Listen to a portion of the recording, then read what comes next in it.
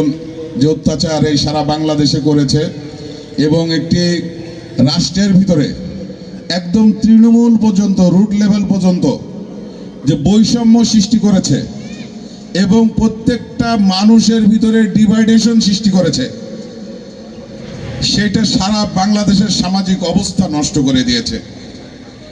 সারা বাংলাদেশের কোনো সংস্থা, কোনো অফিস আদালত, এমনকি ব্যক্তিগত ব্যবসায়িক প্রতিষ্ঠান পর্যন্ত তারা বৈষম্য সৃষ্টি করে ফেলেছে। আজকে আমাদের সন্তানেরা বাংলাদেশের সর্বোচ্চ শিক্ষায় শিক্ষিত হয়ে সরকারি চাকরি করতে পারে নাই। যেখানে চাকরির জন্য ভর্তি পরীক্ষায় উত্তীর্ণ হওয়ার পরে যখন পুলিশ ভেরিফিকেশনে শুনেছে যে সেই ছেলের ভাই অথবা বাবা অথবা চাচা কেউ বিএনপি জামাতের সাথে জড়িত, তার চাকরি দেয় নাই। সেই জন্য এই 5 তারিখে 5ই আগস্ট ছাত্র জনতার আন্দোলনের মাধ্যমে এই ফ্যাসিস্ট সরকারের পতন হয়েছে এবং এই ফ্যাসিস্ট সরকার উৎখাতের জন্য যারা এই ফ্যাসিস্ট সরকারের পেটো বাহিনীর সামনে বুলেটের সামনে বুক পেতে দিয়েছে, হাজার হাজার ভাইয়েরা, তরুণ সন্তানেরা এই দেশের জন্য, এই রাষ্ট্রের জন্য জীবন দিয়ে আমাদের এই স্বাধীনতা তৈরি করে দিয়েছে, কথা বলার অধিকার তৈরি করে দিয়েছে। আজকে আপনাদের নিয়ে এখানে দাঁড়িয়ে আমি কথা বলতে পারছি। আমাদের এমনও সময় গেছে, এই 5 তারিখের আগে আমি মসজিদের পাশে পালিয়ে আছি, জুম্মার নামাজ পড়তে পারি নাই। জুম্মার নামাজ হচ্ছে, আমি 50 গজ দূরে আছি, কিন্তু জুম্মার নামাজ পড়তে আমি মসজিদে যেতে পারি নাই। যে আমি মসজিদে গেলে আওয়ামী লীগের কেউ দেখে পুলিশকে ফোন করে আমাকে ধরিয়ে দেবে নামাজ পড়া শেষে। এমন দুরবস্থার ভিতর দিয়ে আমাদের জীবনযাপন গিয়েছে। আপনারা অনেকেই জানেন, বাড়ি ঘুমিয়ে আছে, বাড়ির থেকে তুলে নিয়ে গিয়ে বিস্ফোরক দ্রব্য মামলায় চালান দিয়েছে, যে নাশকতা করার জন্য ষড়যন্ত্র করছিল, সেই জন্য চালান দিয়েছে। তাহলে আমি এই কথাটা বলার কারণ এইটা, যে যারা এই দেশের জন্য এবং আমাদের এই বাক স্বাধীনতা অধিকারের জন্য যারা জীবন দিয়েছে, যারা এই চেতনা, তাদের এই বাংলাদেশ নিয়ে যে স্বপ্ন ছিল, বাংলাদেশ নিয়ে যে চেতনা ছিল, সেই চেতনা এবং স্বপ্ন বাস্তবায়ন করতে হবে। বাস্তবায়ন করতে হলে আমাদেরকে ঐক্যবদ্ধ থাকতে হবে। আমাদেরকে একসাথে কাঁধে কাঁধ মিলিয়ে এই রাষ্ট্র গঠনের জন্য আমাদেরকে সামনের দিকে এগোতে হবে। আমাদের সামনের দিকে এগোতে হবে, যাতে আপনার ভোটের অধিকার, আপনার ভোট আপনি দেবেন, যাকে খুশি তাকে দেবেন, সেই অধিকার ফিরিয়ে পাওয়ার জন্য আমাদেরকে ঐক্যবদ্ধ হতে হবে। আমাদের ঐক্যবদ্ধ হতে হবে। আমরা যেন আর কখনো বাংলাদেশে না দেখি দিনের ভোট আগের রাত্রেই হয়ে গেছে। আমরা যেন সেন্টারে এসে যেন ভোট দিতে পারি, কেউ যেন আমাদের না বলে আপনার ভোট দেওয়া হয়ে গেছে। কেউ যেন বলতে না পারে আপনার ভোট দেওয়া হয়ে গেছে, আপনি বাড়ি চলে যান। কেউ যেন বলতে না পারে আপনার ভোট সেন্টারে যাওয়ার দরকার নেই, আপনার ভোট আমরা দিয়ে নেব।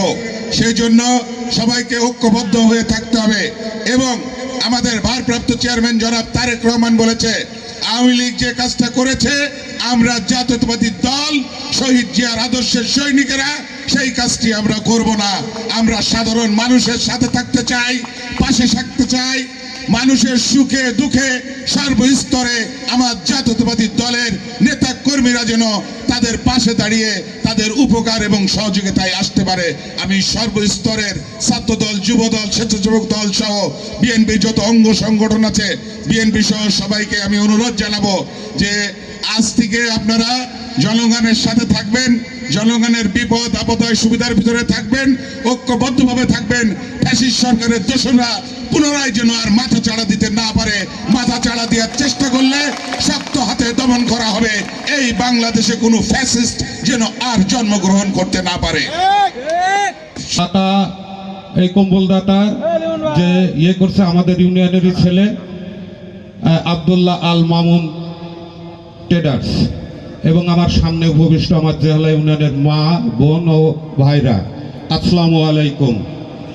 আজকে আমার খুবই আনন্দিত লাগছে আজকে আপনাদের সাথে আমার নেতার অন্তপক্ষে একটু পরিচয় করার এবং চেনানোর জন্য। অনেকেই জানেন আমাদের এই নেতা ধানের শীষ পাইছিল, শরীফুজ্জামান শরীফ ধানের শীষ পাইছিল না? আপনারা হয়তো দু একটা ছবিতে কোনো সময় দেখতে পারছেন যে এইটা ছবি অনেক এরকম করে দেখেছেন কারোর কাছে থাকলে কোনো জায়গায় লিফলেট ব্যানার টাঙাতে দেয়নি আমাদের সেই নেতা। আজকে আমরা উন্মুক্তভাবে আপনাদের সাথে সাক্ষাৎ করাতে পেরে আমি আমার নিজের কাছে অনেক ধন্য মনে করছি। আর আমরা এমন একটা নেতা পাইছি অরিজিনালি রাখাল রাজার নেতা। আমি এই জন্য বলবো, আমি আলমডাঙ্গা থানার দায়িত্বে আছি, কিন্তু ইউনিয়ন আমার জেলা ইউনিয়নের, আমি এই ইউনিয়নের দুইবার চেয়ারম্যান ছিলাম। আপনারা জানেন আমি কেমন মানুষ, এবং আমি আমার মনের মতন একটা নেতা পাইছি। তা আমি মনে করি যে আল্লাহ আপনাকে আরো দূরে নিয়ে যাক, আপনি এমপি হন, এবং বিশেষ করে আমার এই জিয়ালা ইউনিয়নের প্রতি আপনার দৃষ্টিটা যেন থাকে, উন্নয়নের দিক থেকে সব দিক থেকে যেন আপনার দৃষ্টিটা থাকে। আমি এটাই আপনাদের কাছে অনুরোধ করব আমার জিয়ালা ইউনিয়নের পক্ষ থেকে। আর আপনার ভাই, আপনার বাবা এই জেলায় অনেক কিছু করেছে। আজকে শরীফ ভাইয়ের বাবা একটা মাদ্রাসা করেছে, আপনারা জানেন কমলাপুরের একটা মাদ্রাসা। সেই মাদ্রাসায় 1000-এর উপরে ছাত্র পড়ে। সেখানে অনেক তাদের অর্থ ব্যয় করতে হয়, এবং মানুষের মানে যে মানুষ যায় তাকেই উপকার করে। আমরা এমন একটা নেতা পাইছি।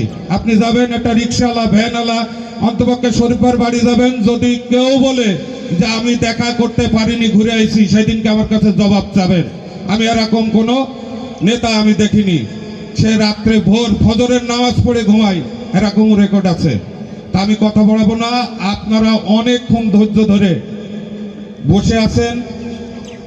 আমি এই বলে আমার বক্তব্য শেষ করছি। আল্লাহ হাফেজ। বাংলাদেশ জিন্দাবাদ।